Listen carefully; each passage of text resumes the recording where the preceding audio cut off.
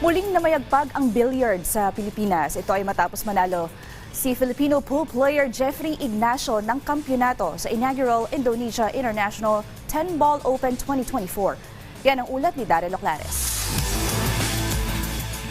Nasargo ni Filipino pool player Jeffrey Ignacio ang kampyonato sa inaugural Indonesia International 10-Ball Open na ginanap sa Jakarta mula January 21 hanggang 25. Dinomina ng 31-year-old Q Master si Robbie Capito mula sa Hong Kong sa score na 10-3 para masungkit ang kanyang kauna-unahang major pool title. Maagang nagpamalas ng pamatay na porma si Ignacio na nakalamang agad ng 7-1 kontra kay Capito. Naipanalo pa ni Capito ang ikasyam na rack bago nagpakawala si Ignacio ng 3-1 na atake para tuluyan ng maibulsa ang kampyonato. Sa naging panayam ng PTV Sports kay Ignacio, aminado siya na nakaramdam siya ng pressure sa kalagitnaan ng kompetisyon na naging dahilan para hindi siya makatulog. Sa kabila nito, napanatili pa rin niya ang kanyang focus para maging maganda ang kanyang laro sa championship round.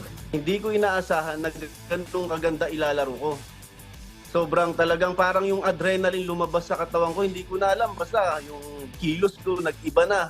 Talagang sobrang active yung katawan ko. Tapos ginawa ko, steady lang yung focus ko, nasa lamesa lang. Tapos hindi ako tumitingin sa paligid. So grabe yung naging yung result ng laro ko nung final. Ibinahagi rin ni Ignacio ang mga natutunan niya sa kanyang naging matagumpay na kampanya sa Indonesia. Kailangan steady lang lagi, wag kang iinit ang ulo mo sa lamesa. Para steady lang yung focus, hindi siya masira. Para pag nabigyan ka ng chance, mag-grab mo pa rin siya. Kasi pag mapangit nang bigay sa'yo ng bola, tapos sumasablay ka pa at nabuwisit ka pa dun sa lamesa at sa bola, wala na. Sira na yung focus mo. Hindi ka na makaka-recover.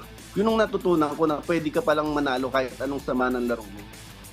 Matapos ang Indonesia Open 2024, muling sasargo si Ignacio kasama ang iba pang mga Pilipinong bilyarista sa mga international competitions ngayong taon para patuloy na ibandera ang husay ng Pilipinas sa larangan ng billiards. Daryl Oclares para sa Bayan.